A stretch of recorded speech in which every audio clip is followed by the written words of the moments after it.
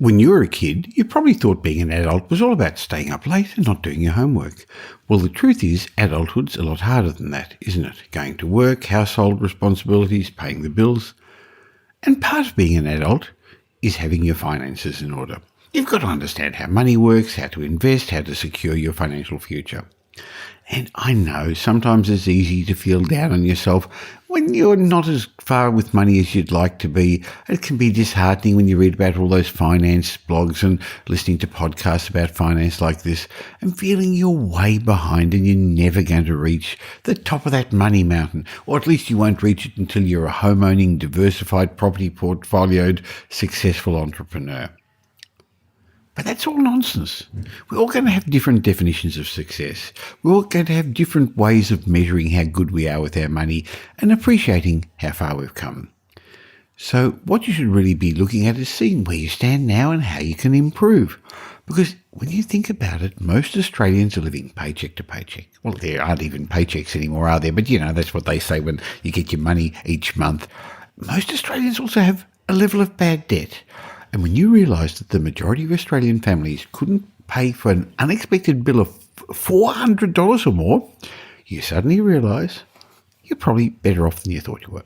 Anyway, in today's podcast, I'm going to have a chat with my business partner, Brett Warren, National Director of Metropolitan Property Strategists, about why most Australians are bad with money. And we're going to unpack some thoughts of a great finance columnist, and I'm going to share some of my ideas. So welcome to today's episode of the Michael Yardney podcast. Welcome to the Michael Yardney podcast, where twice each week you will learn a number of new ideas regarding success, property investment and money in around 30 minutes. Our show is brought to you by Metropol, who specialise in helping you grow, protect and pass on your wealth through strategic property and wealth advice. Now here's your host, Michael Yardney, Australia's most trusted property commentator who has once again been voted Australia's leading property investment advisor. That's the 5th time he's won a similar award in the last 7 years.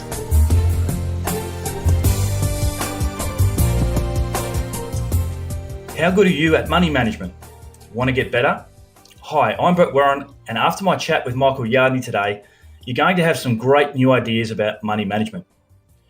A while ago, I was lucky enough to read an article by Morgan Housel, who at the time was a columnist at Fool.com. In that article, he explained that people usually get better at things over time, but unfortunately this doesn't seem to happen with money. There's something about money that gets the better of us. It seems to be one of the areas in life where we seem to get progressively dumber. In the article, he outlines 77 reasons you're awful at managing money. And while we're not going to cover that many today, I'd like to have a chat to Michael Yardney and get his thoughts on those points that were outlined. Hi, Michael. Hi, Brett. And you're right. Behavioural finance is a real interest of mine. Why rational human beings are irrational when it comes to money. And yeah, Morgan Housel was one of my favourite columnists at Fool.com as well. He's now gone to a different site, Collaborative Fund, and I definitely recommend people follow his thoughts. Okay, well, let's go through the list and let's have our thoughts. Sure, Michael. Well, look, some people obviously feel you're pretty savvy about money. In fact, I know you are, and I'd love to hear your thoughts about some of these reasons about managing money. So let's get into the first one. And number one is the Dunning-Kruger effect. Can you tell me a little bit about that? And it's lacking basic enough financial knowledge to realise that you're actually making mistakes. Well, interestingly, it's one of the behavioural biases we've got. To put it courteously and politely, dumb people are so dumb they don't realise they're dumb. And I'm not being rude. What I'm basically, and maybe it's a protective mechanism, but what I think Morgan Housel was saying was people's lack of understanding about things like the basics, compound interest, inflation, leverage, gearing, stops them making good financial decisions. In reality, it actually trips them over and causes them to fail.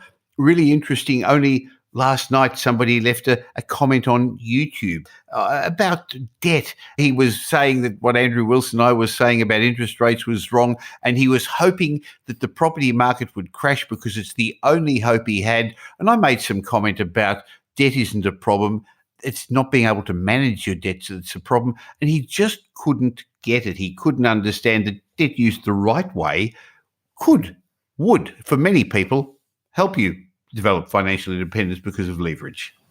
Certainly. And Michael, I think you may remember that infographic where it's almost like a pie chart, and it has the things you know, the things you know you don't know, and the things you don't know you don't know. Hey, that's a good one, yes. Yeah. Very much so. Number two, for every dollar you receive in your salary, your desire rise by $2 or more. Yeah, the concept here is that once you earn more, you actually tend not to save it. But what you tend to do is spend it or even look for more things. And that's called bracket creep. It's called salary creep. It's what tends to happen to most of us. So you start off happy with a small car and clothes from maybe a cheaper shop. And as you get a bigger salary, you get a bigger car and more expenses. And so at the end of the month, you're lucky if your money's lasted. Absolutely. The next one's a bit of keeping up with the Joneses, I guess. You end up spending more money on material things to impress people that you probably couldn't care less about. Well, they probably couldn't care less about you, but you may care about them. And this is, again, Morgan Housel's ideas of how we're awful at managing money. And he's right here that we care too much about people. We spend money to impress people who don't really care so much about us. And it's hard today with Twitter, with Facebook, especially now with Instagram, where people put up their highlight reels and it sounds like they're having a good life, and I hope they are, but most of the time they're not going to tell you about the bits on the cutting room floor, the bits they've got wrong. So you want to keep up with them when maybe you should just be better than you were yourself. For sure. Now, this is an interesting one because I know so many people try to predict what's going to happen in the market, and I know even professionals who have done years and years of study, they can't really predict what's going to happen next in many cases. But that doesn't stop people from trying, does it? No, it doesn't. And I think one of the lessons I've learned over the years is nobody knows what's going to happen. Now, Morgan Housel was talking about the share market because that was what his interest was, and that's even more volatile. Just look what's happened over the months, the beginning of this year, with the black swan events that have come out of the blue. You can have the best laid predictions, and then there's the bushfires and droughts, and then floods after the droughts and coronavirus. I'm not belittling any of these things. All I'm suggesting is that you shouldn't predict the future. So how I'm successful as an investor is by knowing that things are going to change, expecting things to change without forecasting. So I know there's going to be another property downturn. I know interest rate, but I don't know when it's going to happen. I know interest rates are going to go up again one day, not in the near future, but I don't know when it's going to happen. I know that my properties are going to become vacant at some time, but I don't know when it's going to happen. That's not a cop-out. I'm actually not forecasting or predicting, but by expecting it, I invest accordingly. I actually am prepared for these things, and that way it's not going to affect my investments as much. Michael, my favourite quote of yours, or one of my favourite quotes, is don't make long-term decisions based on the last 30 seconds of news. And I think that sums it up perfectly. It does, doesn't it? You're right. You get upset when you hear on TV that the government is running a deficit. Talk to me about that. Well, you get upset when the government's running it, but it doesn't bother you that you're spending more on your credit cards than you're earning, or that you're spending more than you're earning. So a lot of people get fussed about the government that can borrow as much as it wants when they don't care what's happening at home. So put the oxygen mask on yourself first before you complain about others. Great idea. We talked a little bit about debt before, but the single largest expense you'll pay in life is interest. Well, as an investor, that's the case. If you're just a normal pay-as-you-go wage earner and don't invest, I guess the biggest cost to you is going to be tax. And sure, you're going to spend money on food and vacations and car and schools and clothes and entertainment. But as an investor, the biggest expense is going to be interest. Having said that, that's what scares people, because they don't understand that good debt, paying interest that's tax deductible, especially in today's environment when it costs less than ever to hold on to an investment property because the interest rate's 3.5% or something like that. You can get 3.5% fixed term interest rates now for 4 or 5 years, but your income from your capital growth and your rents are going to be much higher than that. Understanding how to use money and debt and understanding how to use interest carefully, they're the basics of money management.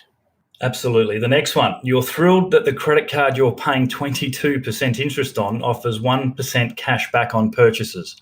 Well, again, we're talking about the money errors, the blunders, the ways we're awful at managing money. So people spend money on their credit cards because they get points or things like that. Now, I do, and I love using my credit card. But Brett, over all the years, never, ever, ever have I not paid it off in full. So I know how to use credit cards, and I've got the financial discipline to do that. So yes, I take holidays on my frequent flyer points and I spend on the cards where I get the most points, but not at the expense of paying a significant interest. Now, this was written by Morgan Housel a while ago. I guess you could also say the same with Afterpay or those other things, or when you go to Harvey Norman and you get your furniture or TV for 3 months, 3 years interest free, but all of a sudden at the end of it, you've got to pay 22% interest. Yeah, look, Michael, it's also interesting that when you get a letter in the mail from the bank that they're offering you an extension of their credit limit, maybe from 5,000 to 10,000, just by mailing the form back. But it's not your money, is it? It's the bank's. It is the banks, and you're paying a privilege to use it if you take advantage of those offers. Great. So let's get back on track now and start to go through some more reasons as why we're awful at managing money. You work in a stressful job in order to make enough money to have a stress-free life. And nobody sees the irony in this. Well, that's right. So it's interesting. That's probably why a lot of people can't wait for the weekend. They can't wait to retire. So when my kids asked me what sort of a job, what sort of work should they do, I actually didn't have say anything to do about how much money they make.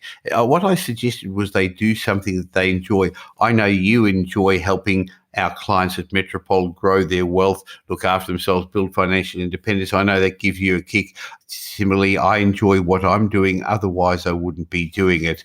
I can understand where Morgan Housel was coming with that. And the next one is you're a pessimist in a world where far more people wake up in the morning trying to make things better than wake up thinking we're all doomed. And Michael, all the time, as you mentioned before, there's always something to be doomed about, isn't there? Well, there is, and the news loves giving you scary headlines. So I guess what Morgan Housel is saying is that one of the reasons we're no good at money, one of the reasons we're scared of making investments or decisions is because of all the negativity out there. The media feeds on the negativity. It hates saying that we haven't had a recession since the early 90s. It hates saying that 96%, 94% of our population has got a job. It hates saying that today somebody's getting married, somebody's having a baby, somebody's going on vacation. There's no excitement in that, but it actually loves telling us all the negative things that are happening. And I guess what he's saying is there are more people out there who are trying to make the world a better place. We're not doomed. No. The next one is we've mentioned the Joneses already, but by trying to keep up with the Joneses, we actually don't realise that they're probably buried in debt and can probably never retire anyway.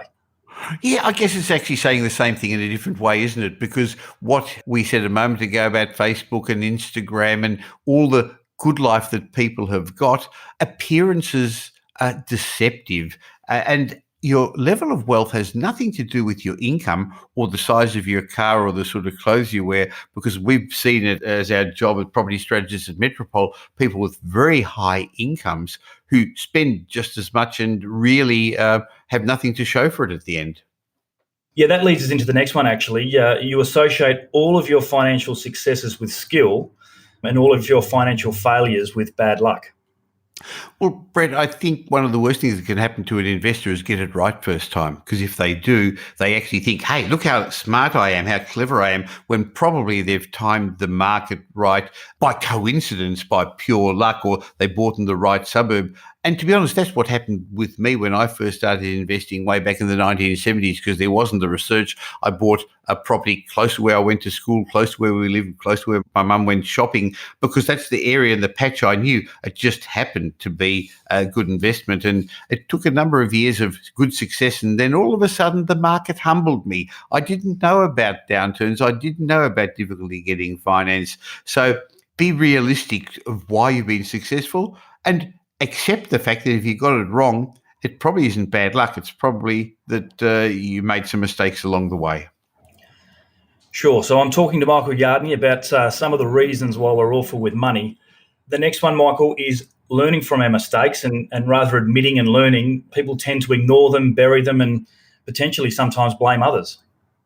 Well, I guess that follows on from what we just said, doesn't it, Brett? I'm a real success at failure. I've actually made lots of mistakes in my investment life, probably not for the last 10, 15 years there, in my business life, in my personal life. And it took a while until I recognized that I had to accept those and learn from them. So if you are so scared of making errors, making mistakes that you don't take the next step, you're never going to move forward anyway. So admit to them, learn from them, don't ignore them, don't bury them, and don't blame others. There's no such thing as a rich victim. No, and I think a lot of successful professional athletes and successful business people, they become who they are because they do learn from their mistakes. So I think that's really important. The next one is a good quote from Warren Buffett, but leveraging off that, you'll say you'll be greedy when others are fearful, and then all of a sudden you're in the fetal position when the market drops 2%. Well, that's really interesting because we saw that so much over the couple of years in 2017, 18 and the beginning of 19 when the property markets turned. Brett, our business at Metropolitan, I think most people know you're my business partner there and you've been with me for well over a decade. We had so many people saying they want to sell property and we did more helping of people with vendor advocacy despite us trying to talk them out of it. And now they're looking sheepish because they sold the properties that have gone up 10% since then. So, yes, we say I'll be fearful when others are greedy and I'll be greedy when others are fearful. But when the time comes, it's actually hard to follow through. All the time, Michael, I see that. And look, the next one, you let confirmation bias take control of your mind by only seeking out information from sources that agree with your pre-existing beliefs. And isn't it easy to find something on the internet that confirms your opinion these days? Well, confirmation bias is one of the big behavioural biases that makes us as human beings think irrationally. So who's your favourite football team, Brett? Brisbane Broncos. Because I'm not an NRL fan. Is that NRL? Yes, I'm showing my ignorance there. I'm impressed. So I bet you there's somebody else in the office who actually would have vehemently strong differing opinions and say that their team is better. It's like Samsung and Android and Apple. And you go down in the rabbit warren of Google and you'll find lots of good reasons why your footy team's the best, your operating system is the best, Apple's better than PC or vice versa. And it's the same with these cash flow positive properties or capital growth properties, right?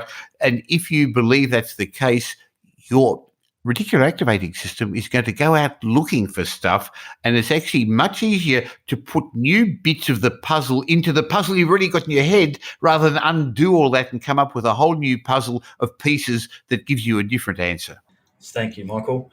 The younger people, I guess, you think you're too young to start saving for retirement when every day that passes makes compound interest a little bit less effective. Time is certainly a really good tool in investing, and unfortunately people tend to wait until it's too late. Very much so. So one of the big reasons most Australians don't develop financial freedom, most property investors don't develop financial freedom, is they haven't built a big enough asset base, and that takes time. Now, I remember years ago, I was advised by my accountant to set up a self-managed super fund, and that was the days before it was compulsory, and I did. And I remember at the time I had $10,000 in my super fund, Brett, and I was about to disassemble it, take it out, because the $10,000 at that time in the 80s was very valuable to me. Boy, am I glad I listened to his advice and let compounding and time and interest work its way, because that super fund's got many millions of dollars in it now. We've seen those examples on the internet, somebody who saves a few $1,000s today and then doesn't save for years later, and there's somebody 20 years later who starts saving. The person who's put the money aside and it's compounded is way ahead. I think that's two or three of the most underrated things there you've just mentioned with investing, Michael. It's compound and leverage and time, and the three can be really critical for success later in life. Speaking of later in life, you're investing for the next 50 years, but you get stressed when the market has a bad day. There's that news cycle again. That's a good point, isn't it? So, yes, you're not investing for now, you're investing for your future self. And for many of our clients, they're investing for future generations, their children and their grandchildren. And you've got to play the long-term game. Now, in property, it's hard to get in and out, but in shares or business, I guess you can move in and out of markets much quicker. But don't get disappointed, because in the long term, the well-located properties, not all properties, but investment-grade properties in well-located suburbs of our three big capital cities, the long-term trend is up, but in the short term, there are ups and downs. That's the cycle. That's what's going to happen. Talking to Michael Yardney, back on track now with the awful things we do for managing money. The next one is, you don't respect the idea that do nothing are two of the most powerful words in investing.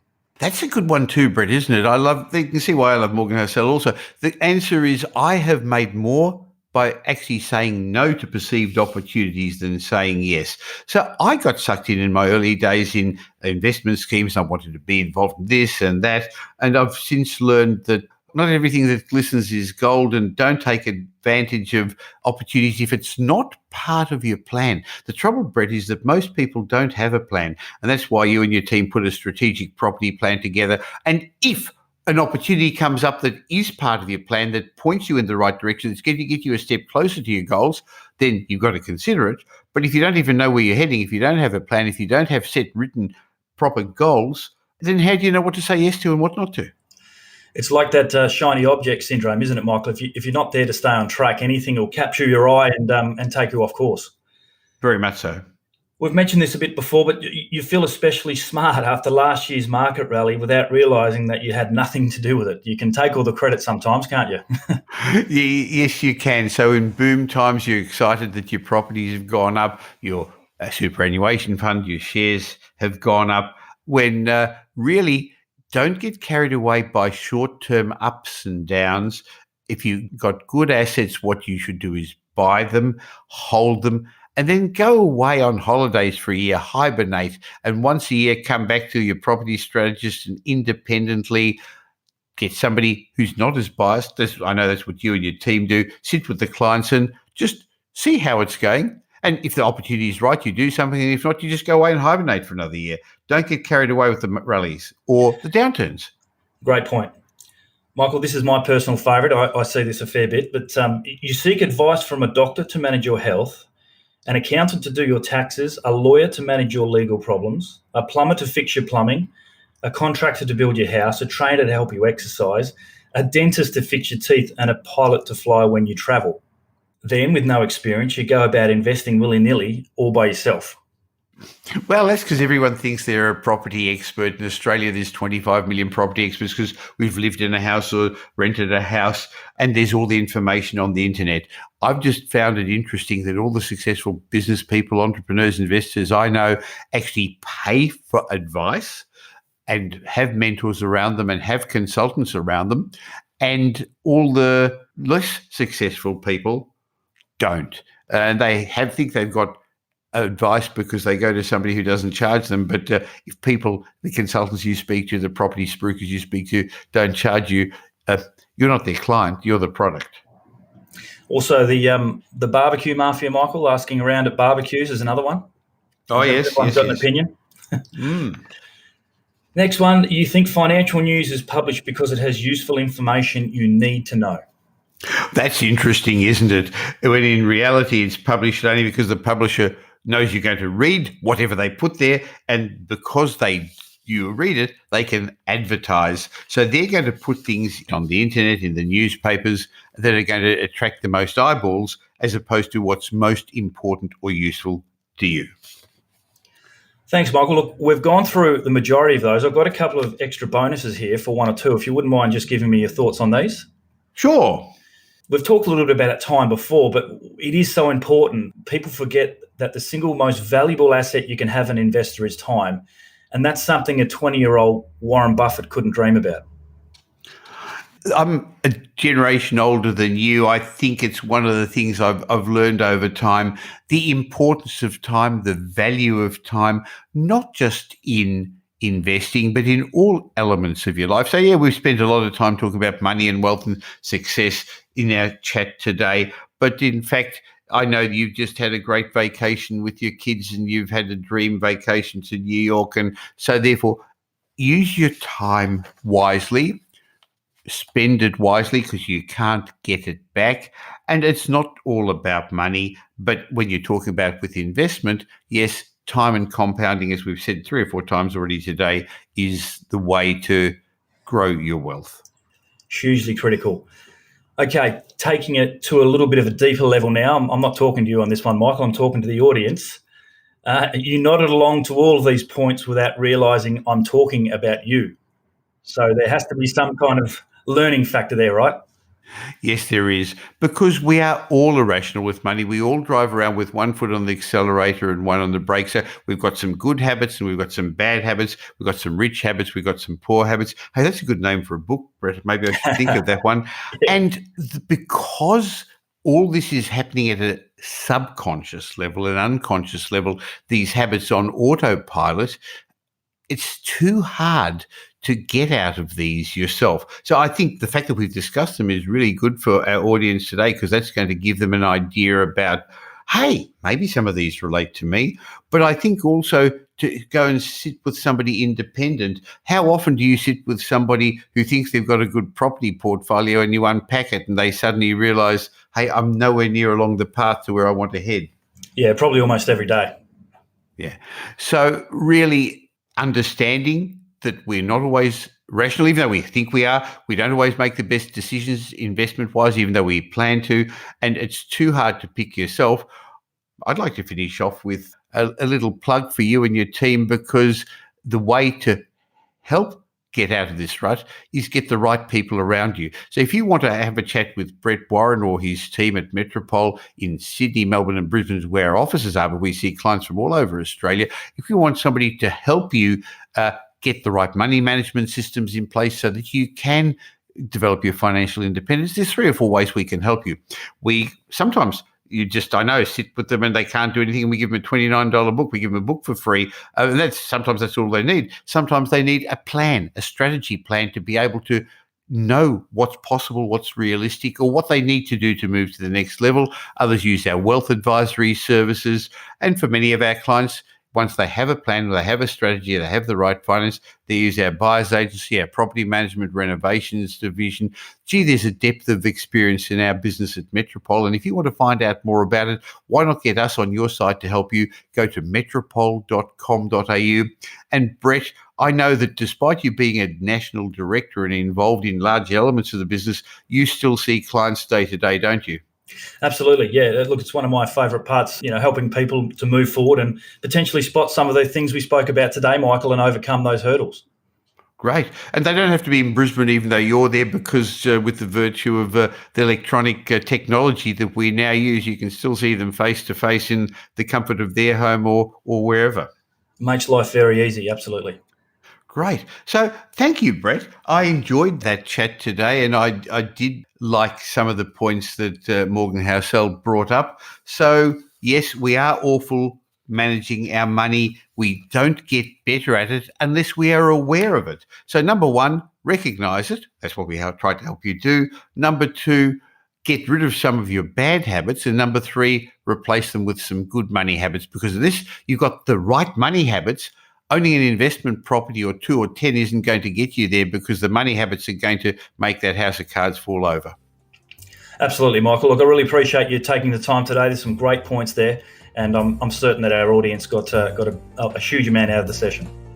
Thanks a lot, Brett. Thanks, Michael. Well, now you understand a bit more about why so many of us are bad with money. And if you got some benefit from today's show, please share it with somebody.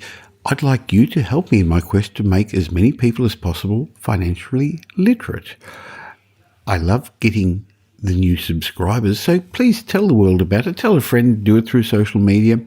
And why I enjoy getting the new subscribers is I'm excited when I get good feedback with the many reviews, and I'm hearing I'm helping people.